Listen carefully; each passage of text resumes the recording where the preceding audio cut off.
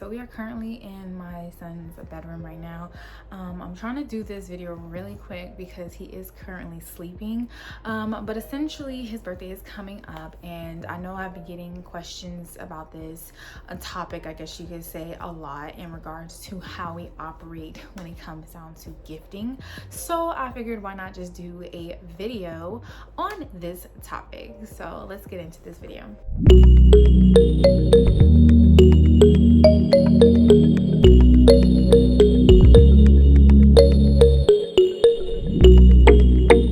All right, so I know I look a little crazy, so just bear with me. My son just woke up.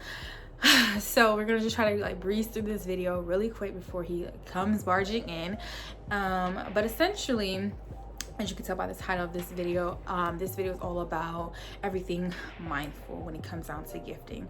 And to me, that is very important, especially when you have a kid. And this is not for everybody, so I'm not saying there's a right and wrong way of doing it, but for me, at least in our household, we try to be very intentional and very conscious with the way that we operate, with the way that we live, the things that we consume, down to food and things of that nature.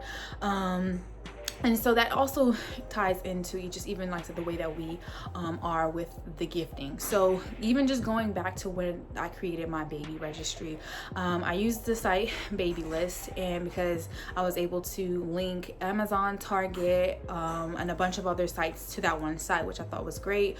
But I bring that up to say that on there, even if I can insert a picture of the description, I try to include things to basically just describe who we are and what we're about for people that may want to give things for the baby. And then, like I said, to me that is very crucial, mainly because of the fact that we don't live in this typical way of using typical diapers or typical type of products and things of that nature. So I say all that to say, even down to the diapers, we aim for eco-friendly, non-toxic, biodegradable diapers. We same thing with the baby skincare and just all of our skincare. We try to make sure that it's vegan, non-toxic, low tox if anything, but for sure eco-friendly if it can be, and vegan. And so when I say all of that to say that I put all of those things in our description on the baby registry, and being that, like I said, we live a certain type of way, it just made it more sense to do that. I figured to keep that tradition kind of going throughout time. So his first birthday, I also did that. I just created a website invite, and I created a registry link that I linked to that website invite from Amazon. And on that same thing, I did just very intentional type of toys, from things like Montessori toys, nature-based toys, learning, anything educational, because we both didn't want him just to have random toys, which he still ended up getting anyways, and we're forever grateful for it. However, at the same time, we, like I said, try to be intentional. So if he's about to be 2 now, we'll do the same thing where we'll have a link to Amazon with just an intentional very mindful toys. So in the purpose of us doing that is to know that he'll actually play with it and never just put it to the side, and that kind of ties back to another thing we do, which is toy rotation. So to briefly kind of cover that, toy rotation is essentially something that I came across before I had my son, and I was like, oh, that's something that makes sense, I like that, I'm gonna run with it, and I did. So we have a designated section in his closet where it's just toys that he has not played with, and then we have another little section where we store his toys that he used to play with, and we kind of rotate his toys out every 3 to 6 months. And essentially that kind of helps him with toys he gets bored with, he has other stuff to play with, so we're not sitting there coming out of pocket buying toys all the time. And to be honest, my son is okay with just playing with to be honest, boxes and cardboard boxes and things of that nature. So the toy rotation definitely helps. We've been in the process of rearranging and doing things like cleaning the house, getting things in order, and so I pulled out some of his toys that he had from when he was 4 to 6 months, and instantly he was in love with it and still is playing with it to this day. However, we are in the process of donating some things, so we're just gonna alternate certain things out and rotate some things in, and those things eventually will just be donated. And for us, we are also in the process of just being very conscious in how much we consume or just how much we accumulate. So I wouldn't call us completely like minimalist.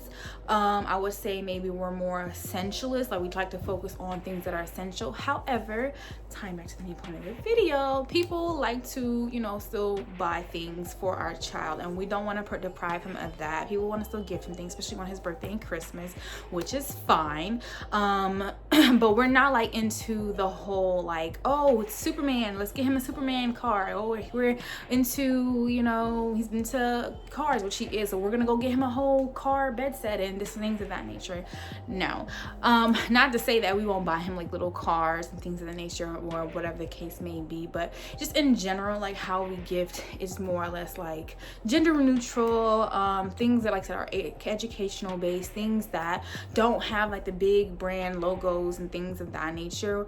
A big question we constantly get about is like, or asked about, is about like Christmas. Like, do we still celebrate it? Yes, we do, in our own little way. We have created our own traditions throughout the year of him being alive, so even down to Easter. It's more of a spiritual thing for us.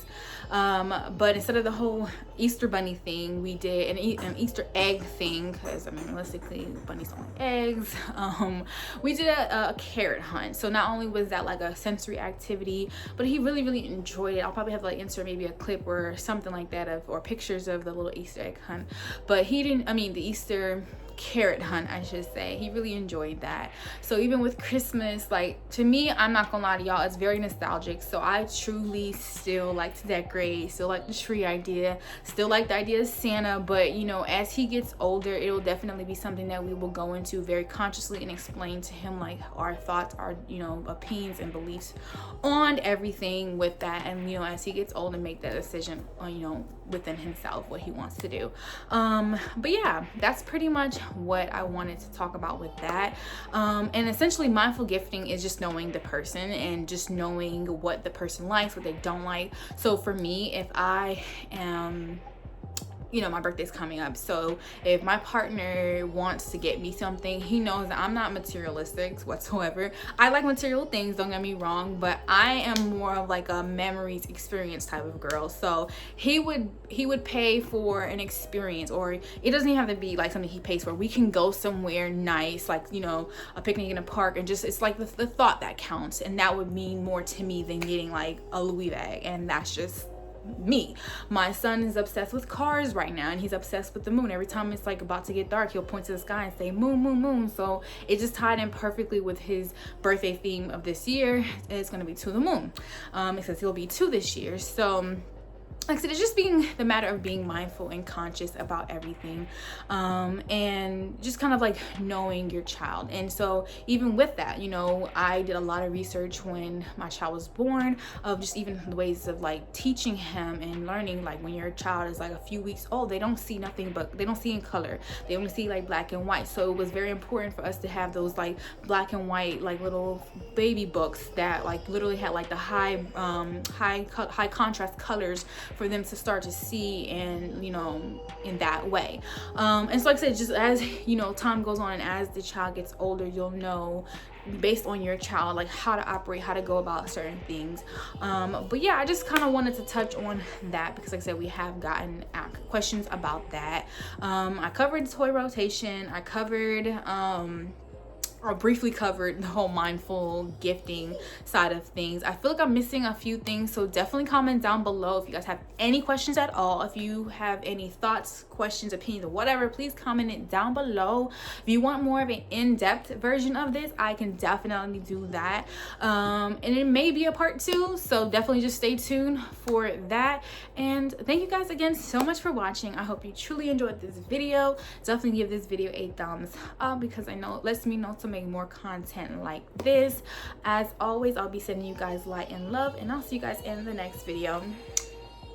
So I also forgot to mention that I wanted to throw this disclaimer in there that this video is in no way to bash, shame, or even discourage you from living your life in any form.